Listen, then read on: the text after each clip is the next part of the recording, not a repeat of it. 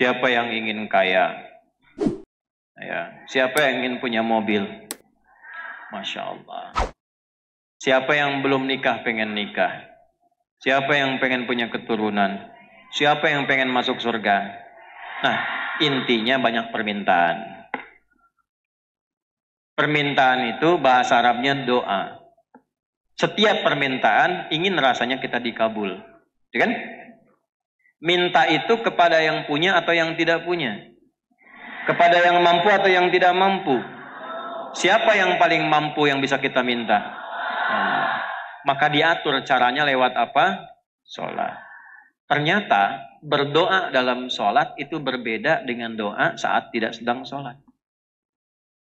Orang kalau sholat dia berdoa dan benar doanya, itu akan dijawab 2 kali lipat lebih cepat dibanding dengan yang doa tapi di luar sholat. Saya bocorin nih, bocor halus aja nih. Orang yang doa dalam sholat, itu doanya akan dikabulkan 2 kali lipat lebih cepat dibandingkan orang yang doa di luar sholat. Kenal Nabi Zakaria, Bu? Ayo bilang kenal, saya pulang. Kenal, saya kaget nih, malaikat yang sedang menyamar jangan-jangan nih. Nabi Zakaria itu diuji oleh Allah dalam hidupnya, belum punya keturunan. Fisiknya sudah letih, rambutnya sudah memutih.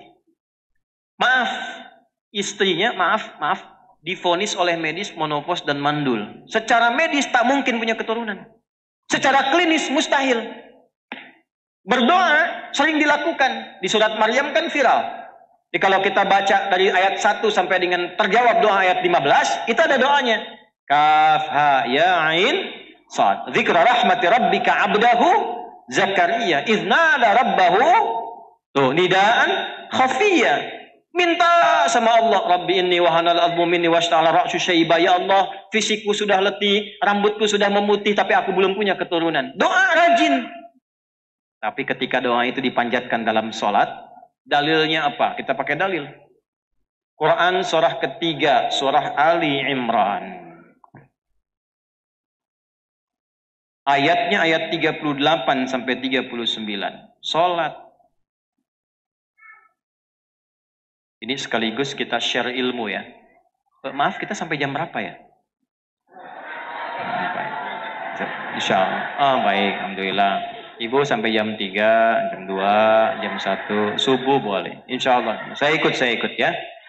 Ikut jadwal saya. Jadi ibu mau sampai jam 3 silahkan di sini. Nah, saya setengah 12 sudah siap-siap ya. Baik. Jam 12 kurang seperempat lah bonus ya. Lihat sini. Fokus baik-baik. Bu, Pak, seluruhnya. Ada satu hal yang penting ketika kita berdoa dalam sholat. Jarang orang tahu ini kenapa ada mihrab. Dan kenapa tempatnya buat imam, bukan makmum. Yang di mihrab itu siapa? Imam. Makmum di luar mihrab. Karena imam itu memimpin doanya makmum. Sholat itu kan doa. Dipimpin oleh imam. Makanya milih imam nggak boleh sembarangan.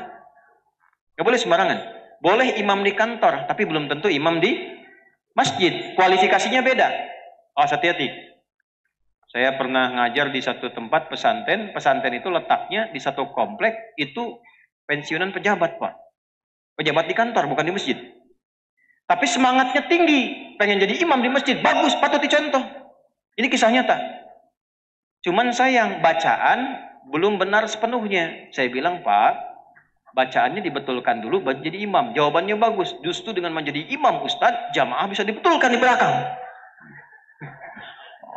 Ini harus dijaga semangatnya. Ini caranya. Awas, hati-hati. Ini fikihnya begini.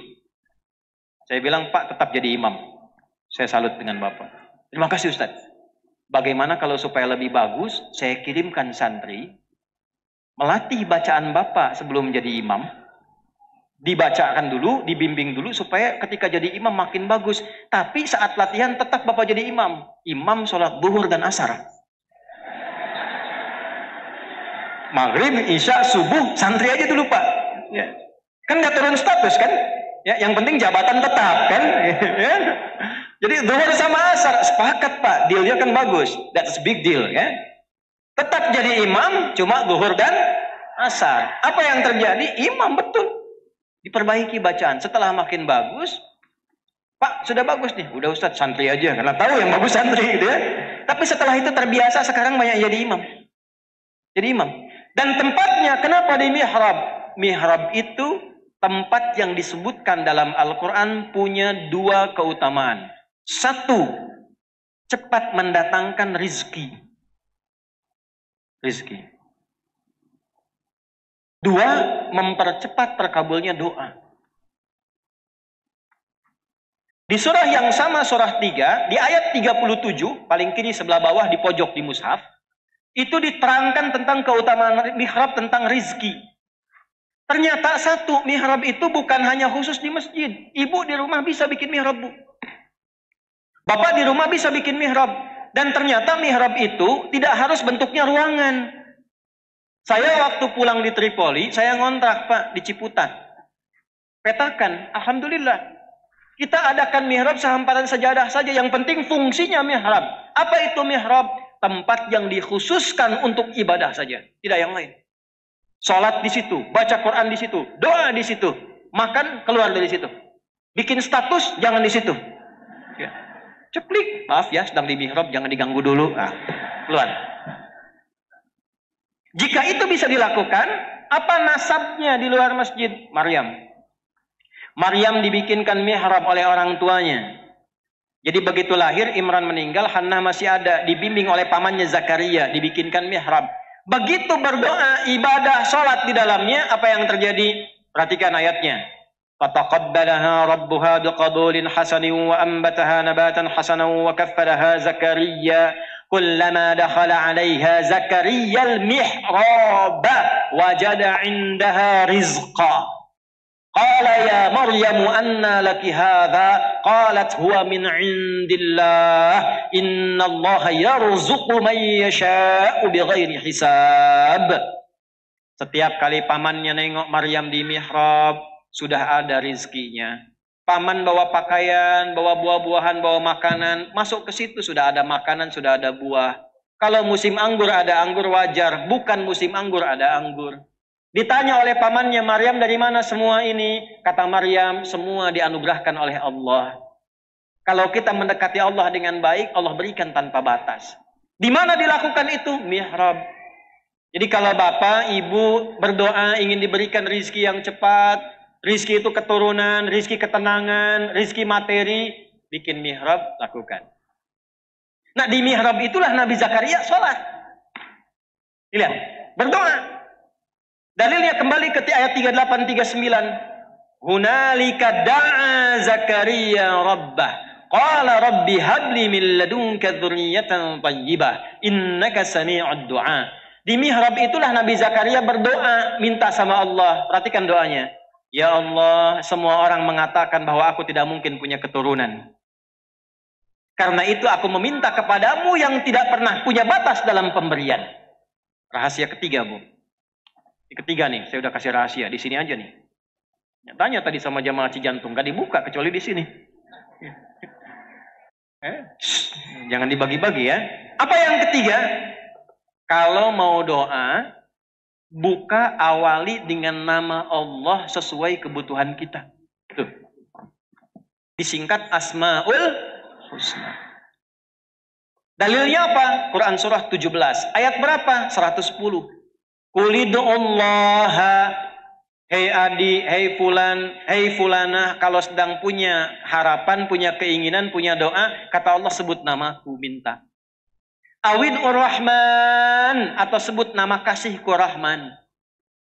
Ayyamma tad'u falahul asma'ul husna. Tapi kalau engkau punya keinginan spesifik, cari namaku yang sesuai kebutuhanmu. Rahasia Asmaul Husna itu semua namanya Allah siapkan sesuai kebutuhan dan masalah kita. Pengen ilmu yang belajar ya Alim, pengen rizki ya Razak, punya masalah, pengen kekuatan ya Sabar, pengen dilapangkan ya Fattah. Suami keras pengen dilembutkan minta ya Latif. Pilih Bu sesuai dengan harapan kita, doa kita, tidak harus semuanya. Nanti yang ibu nggak butuh dikasih. Suami sudah lembut, dibaca ya Latif gemulai akhirnya. Pilih salah satu. Nabi Zakaria divonis tidak mungkin dipunya keturunan, maka beliau minta sebut nama Allah yang punya sifat pemberian tanpa batas, namanya Wahhab. Permintaannya hab. Qala rabbi habli min ladunka dzurriyyatan thayyibah. Ya Allah, orang mengatakan nggak mungkin, karena itu aku minta kepadamu yang tidak punya batas dalam pemberian. Kalau kepada yang Maha mendengar tidak terkabulkan juga, kepada siapa lagi lantas aku mesti meminta? Doa itu ternyata dipanjatkan saat sedang sholat. Tahu dari mana sedang sholat? Ayat 39-nya. Fanadatul malaikatu wa huwa qaimu yusalli fil mihrab. Annallaha yubashshiruka bi Yahya. Tiba-tiba yang tadinya sering doa sekarang dipanjatkan dalam sholat. Langsung turun malaikat menyampaikan, Allah mengabulkan doamu. Dan turunnya cepat tanpa jeda, pakai fa, harfu atfin rabitin baina syai'aini bila hudud. Huruf yang merangkai dua peristiwa cepat tanpa jeda. Peristiwa pertama berdoa, peristiwa kedua terkabulnya doa. Antara berdoa dengan terkabul tanpa jeda. Begitu selesai doanya, belum selesai sholatnya.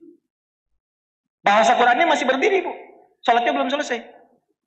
Begitu selesai doa, jawaban langsung datang. Allah kabulkan. Tuh, kalau sholatnya benar, itu nggak tunggu salam. Masih berdiri, dijawab.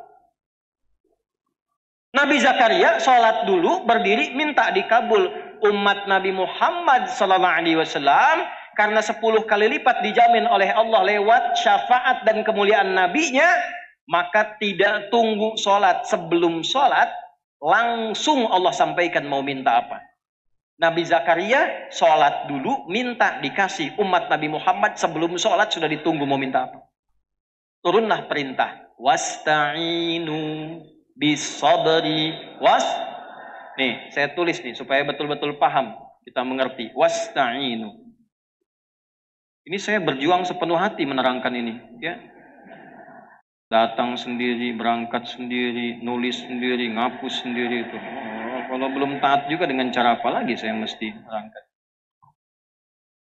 Lihat.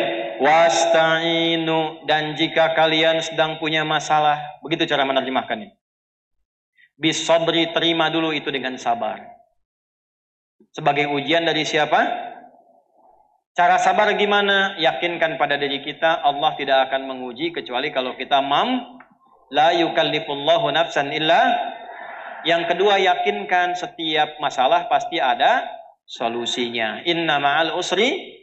Nah, jadi kalau sedang ada masalah begini caranya. Ini bahasa Quran. Katakan pada hati kita, selesai ini. Pasti selesai. Itu kalau begitu hati lapang. Kalau hatinya lapang, tenang. Tenang dari kelapangan itu disebut insyirah. Makanya kalimatnya ada di surat Al-Insyirah. Alam nashrah laka wa wada'na wa rafa'na laka fa inna ma'al usri. Inna ma'al usri. Nah, inna ma'al usri itu bahasa kitanya. Pasti selesai. Hati lapang. Gak mungkin saya diuji kalau saya nggak sanggup. La yukallifullahu nafsan illa. Hei Asep. Ada Asep di sini? Ganti. Agus? Ada. Ini pasti nggak ada nih. Suneo. Udah pasti nggak ada tuh. Pasti nggak ada. Nggak ada kan? Ada juga. Hai Suneo, ya. Engkau tidak akan diberikan ujian kecuali engkau sanggup mengatasinya. Dan memang ujian itu adalah jalan untuk mendapatkan jawaban doamu. Jika kalau sedang punya masalah, yakinkan saya yang dikasih itu karena saya sanggup. Kalau tidak sanggup akan dikasih ke ibu, Bu. Kalau saya tidak sanggup, saya tidak akan diberi ujian. Karena sanggup, karena mau dinaikkan, dikasih. Dan kita dipercaya oleh Allah. Allah percaya dengan kita. Kenapa kita tidak percaya dengan Allah? Kenapa ibu sedih begitu? Ya. Wasta'inu. Nah, caranya bagaimana supaya meminta solusi? Terima, sabar. Wassalah, datanglah lewat sholat. Perintahnya wasta'inu. Lalu kita ingin rubah ke dalam bentuk doa, minta. Ini perintah dirubah ke doa. Cara merubahnya bagaimana? Kembalikan di ilmu sorof ke tasrif. Tasrifnya bagaimana? Ista'ana, yasta'inu, isti'anah. Fahuwa musta'in, ista'an musta'an. Ya, ustu'ina yusta'anu. Jelas? Oh, jemaah YouTube kan tasrifnya begitu. Taba yatubu YouTuban. Fasbaka yufasbiku Facebookan, ya. Ista'ana yasta'inu. Ini masih dia. Kalau dibawa ke kita untuk tawadu merendah, robah dalam ilmu balaghah, robah dari ya jadi nun, yasta'inu menjadi apa? Nasta'in. Ke atas nasta'in begini. Nasta'inu. Ini asalnya. Perintah Allah, wasta'inu, kita minta, nasta'in. Mintanya ke siapa? Mintanya ke siapa? Boleh selain Allah tidak? Hanya pada siapa? Dalam bahasa Arab, hanya kepadamu, bukan kepada selainmu. Iyaka namanya. Maka sebelum nasta'in, masukkan kata iyaka. Artinya mengkhususkan, litakhsis. Hanya kepadamu ya Allah, kan engkau yang perintahkan. Aku yang lakukan. Itu ke Allah. Kalau manusia kan beda. Kau yang memulai, kau yang... Nah itu gitu ya. Ini karena ke Allah, ya Allah engkau perintahkan aku lakukan. Engkau bilang wasta'inu, aku lakukan. Iya kanas. Nih saya baca nih. Ibu bapak waktu sholat ada kalimat ini enggak? Iya kanas nasta'in. Saya tanya, itu dibaca waktu ruku atau waktu sujud? Berdiri. Bukan saat ruku, bukan saat sujud, saat berdiri. Saya tanya nih, Nabi Zakaria itu saat minta, beliau dalam keadaan apa tadi? Berdiri dalam apa? Sholat, minta dulu, berdiri dikasih umat Nabi Muhammad. Sebelum berdiri, hayya ala sholat. Ayo sholat. Kita tanya, kenapa ya Allah? Dijawab lewat suara muadzin. Muadzin itu pemanggil, dari kata adzan. Adzan itu jamak dari kata udhun. Udhun itu telinga. Diperdengarkan pada orang-orang yang masih punya telinga dan pendengaran. Hayya alal falah. Supaya engkau bahagia, tenang, terjawab harapanmu, kumpul semua kebahagiaan, namanya falah. Dibawa oleh kita, saat berdiri kita bacakan, ya Allah aku menghadap sebagai hamba. Hamba bahasa Arabnya abdun. Maka Nabi dipanggil Isra Mi'raj dengan menggunakan kalimat abdun. Tadi qori kita baca surah 17 ayat 1. Subhanalladzi asra bi. Kalau doa ingin dijawab maka menghamba. Nabi punya gelar Rasul, Nabi punya gelar Nabi. Tapi ketika menghadap Allah nggak pernah dibawa-bawa tuh. Ya Allah saya Rasul nih, cepat kabulkan. Nggak ada. Ya Allah saya Nabi, masa Nabi nggak dijawab? Nggak ada. Ketika dipanggil Isra Mi'raj, merendah, tawadhu. Abdun yang dipanggil. Kalau doa ingin dijawab, merendahlah kita. Tunduk. Di bawah itu, bagaimana wujud ekspresi ketundukannya? Sampaikan turunan katanya. Apa turunannya? Abdun dari kata abada. Tasrifnya gimana? Abada ya'budu abadan wa ibadatan fahuwa abidun wa dhaka ma'budun u'bud. Kata Allah u'bud. Kembali ke Quran surat Thaha ayat ke-14. Siap ya Allah, kami beribadah, kami sholat. Diganti kata abadah menjadi kami sholat, ibadah hanya kepadamu. Abadah jadi ya'budu. Karena rendah hati, na'budu. Kepada siapa ibadahnya? Boleh kepada yang lain.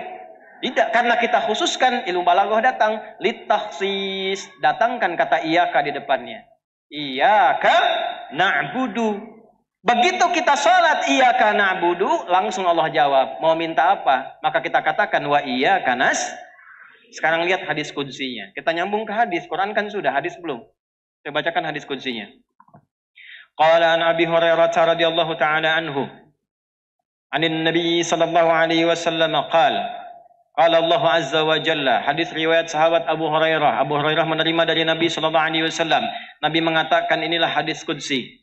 Allah berfirman, qasamtu salata baini wa baina abdi ala nisfaini. Aku bagi dua bagian dalam salat untukku dan untuk hambaku. Wali abdi ma sa'ala, kalau hambaku menunaikan kewajibannya dalam salat benar, aku berikan apapun yang dia minta. Ntar dulu, jangan amin aja dulu, ntar dulu. Aku berikan apapun yang dia minta kalau benar. Kalau benar. Teruskan hadisnya. Idza qala al-'abdu alhamdulillahi rabbil alamin. Kalau hambaku mulai sholat, dia bertakbir baca iftitah sampai fatihah sampai kalimat Alhamdulillahi Rabbil Alamin.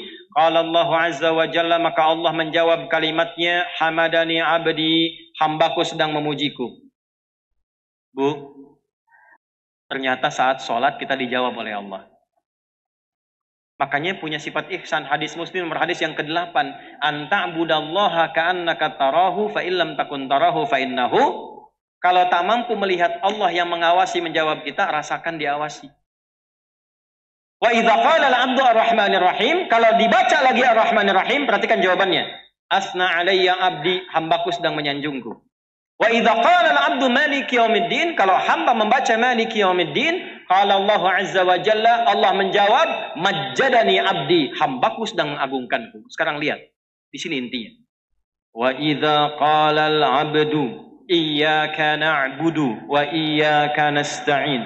Kalau hambaku sampai pada kalimat ini, dia baca iyyaka na'budu wa iyyaka nasta'in, qala Allah azza wa jalla, hadza baini wa baina abdi wa li abdi ma sa'al. Inilah perjanjianku mulai berlaku sekarang. Kalau hambaku benar dari mulai wudunya, niatnya, takbirnya, sampai Al-Fatihah, sampai kalimat ini, apapun yang dia minta sekarang, aku akan kabulkan. Makanya sholatnya dibagi 5, Pak. Supaya masalah subuh sampai zuhur selesai di zuhur, tidak dibawa ke isya. Ada yang tidak punya masalah sekarang? Tidak, wajah kita wajah masalah semua. Saking sayangnya Allah, jangan dibawa tuh sampai ke isya. Subuh ke zuhur masalah selesai. Zuhur ke asar masalah selesai. Asar ke maghrib selesai. Maghrib ke isya selesai. Isya tinggal tidur. Jadi mimpinya udah enak. Rumusnya apa? Istighfar, baca ayat kursi, Al-Ikhlas, Al-Falaq, An-Nas, salat 2 rakaat, tidur, tenang tidurnya. Nyaman, selesai masalahnya. Itu rumus. Ya, nah ini rahasia yang kedua. Jadi kalau catat lagi ya, catat. Kalau benar sholatnya, untuk menjadi benar itu bagaimana caranya? Itu peristiwa Isra Mi'raj yang harus diturunkan. Sekarang banyak orang sholat, banyak berdoa, tapi belum terkabul. Masalahnya apa? Kan sholat isinya doa semua. Ini saya contoh ya. Duduk di antara 2 sujud, kan mintanya juga banyak tuh. Rabbighfirli warhamni wajburni warfa'ni warzuqni, gitu kan? Wahdini wa'afini wa 8 sendiri tuh. Kok belum terkabul? Rabbighfirli, ya Allah ampuni aku, warhamni sayangi aku, wajburni lindungi aku, warzuqni berikan rizki kepadaku. Habis sholat minta lagi, ya Allah anugerahkan rizki kepadaku. Malaikat tanya, tadi waktu duduk di antara 2 sujud apa? Itu warzuqni.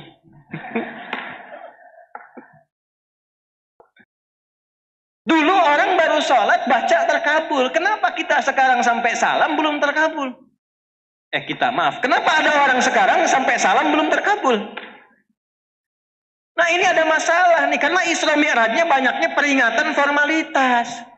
Dapat cerita Nabi mengunjungi surga, Nabi melihat neraka, selesai pulang. Terus gimana solusinya? Gimana supaya ke surga, nggak ke neraka? Solusinya gimana? Nah itu intinya.